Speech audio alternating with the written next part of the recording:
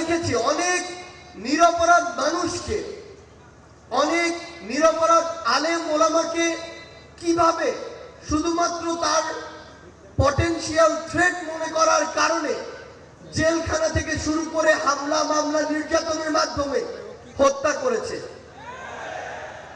আমরা এই 24-এর অভ্যুত্থানের শুরু থেকেই যখন এমন অনেকেই রয়েছে, অনেক ব্যক্তি, অনেক গোষ্ঠী যাদের সাথে আমরা বিভিন্ন প্রয়োজনে যোগাযোগ করতে চেয়েও বা করেও যোগাযোগ করে উঠতে পারিনি, কিন্তু আজকে আমার সামনে আমার যারা সহযোদ্ধারা রয়েছেন তাদেরকে আমরা প্রত্যক্ষ এবং পরোক্ষভাবে পেয়েছি। এই অভ্যুত্থানের রাজপথে থাকা, পরামর্শ দেওয়া, গুরুত্বপূর্ণ পদক্ষেপে সহযোদ্ধার মতো ভূমিকায় থাকার কাজগুলো করেছিল বাংলাদেশ ইসলামী ছাত্র শিবির।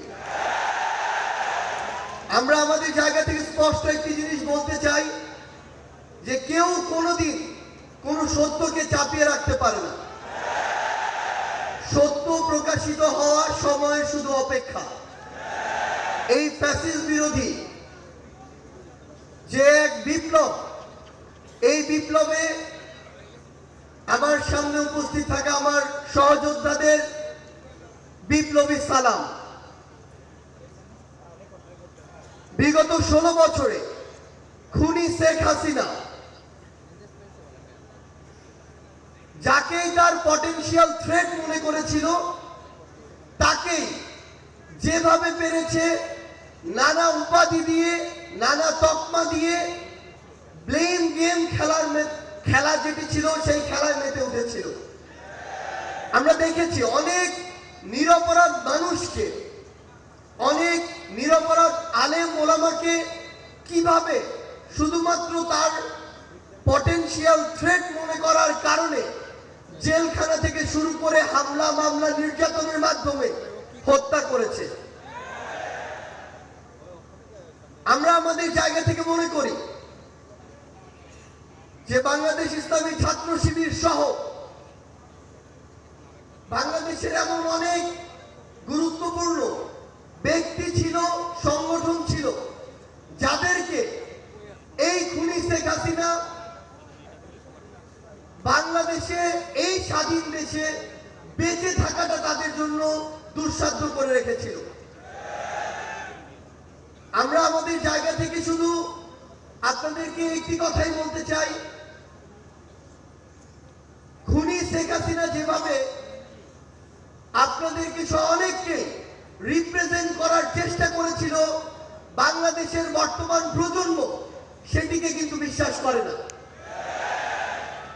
বর্তমান প্রজন্ম ততটুকু বিবেকবোধ সম্পন্ন বলেই এই ফ্যাসিস্ট খুনিকে এই দেশ থেকে বিতাড়িত করেছে এবং তার দেয়া প্রেসক্রিপশন আগামী প্রজন্ম হজম করে না বলেই তাকে এই দেশ ছাড়া করা হয়েছে।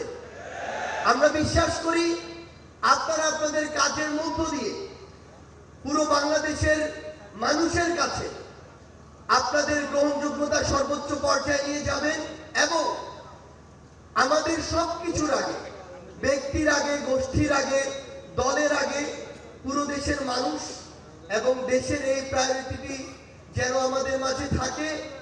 আমরা বিশ্বাস করি 24-এর অভ্যুত্থানে আমরা একসাথে হাতে হাত রেখে, কাঁধে কাঁধ মিলিয়ে, এমনকি পরিকল্পনার টেবিলে একসাথে বসে যেভাবে আমাদের কাজগুলো করেছি, আগামীর বাংলাদেশ গঠনে দেশের স্বার্থকে সবার আগে রেখে আমরা একইভাবে ঐক্যবদ্ধভাবে কাজ করে যাব। আমরা বিশ্বাস করি আমাদের চিন্তা ভাবনা যতদিন সৎ থাকবে, আমাদের কাজ যতদিন দেশ ও দেশের মানুষের জন্য থাকবে, ততদিন খুনি হাসিনার মতো যারাই আমাদের প্রতিবন্ধকতা হিসেবে সামনে আসুক না কেন, আমরা ঐক্যবদ্ধভাবে তাদেরকে প্রতিহত করতে পারব। আজকে এই কেন্দ্রীয় সমাবেশে আপনারা যারা উপস্থিত হয়েছেন, আপনাদের সকলকে এই অভ্যুত্থান পরবর্তী নতুন বাংলাদেশে, সংগ্রামের বাংলাদেশে আমরা সংগ্রামী শুভেচ্ছা জানাতে চাই। আপনাদের সাথে আমাদের আবারও দেখা হবে, যতক্ষণ আমাদের পথ সত্যের, যতক্ষণ আমাদের চিন্তা ভাবনা মানসিকতা ন্যায়ের, ততক্ষণ আপনাদের সাথে আমাদের আবারও দেখা হবে, হয় সংগ্রামের রাজপথে অথবা বিজয়।